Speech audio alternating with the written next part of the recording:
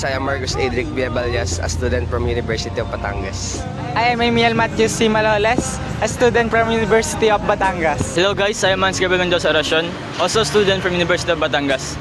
Today we will have a tour around here in Kumintang while discussing its name, history, and its background.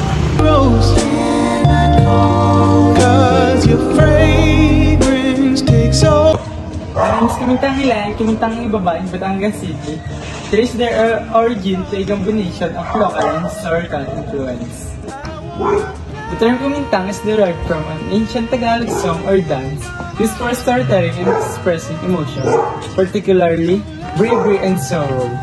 This tradition was significant in pre-colonial and early colonial Philippines, and the Spaniards referred to the Batangas area as the region del Kumintang, due to the prevalence of this cultural expression.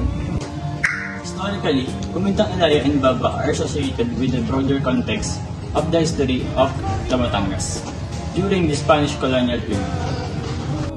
The Spaniards established settlements and religious missions in the area after the conquest of Manila in 1570. The original barangay of Kumintang is located at now serve as the site of Batangas Provincial Capital.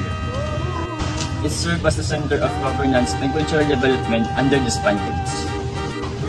The Spanish missionary presence brought Catholicism and evolved into a religious hub.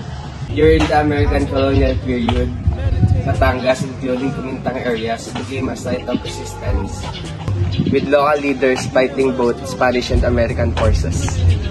The town of Batangas was one of the last to surrender in the American forces. Overall, Kumintang Ilaya and Ibaba stands as a reminder of the rich cultural heritage. Kumintang Ilaya and Kumintang Ibaba are important because they preserve the tradition of Kumintang, an ancient Tagalog song or dance.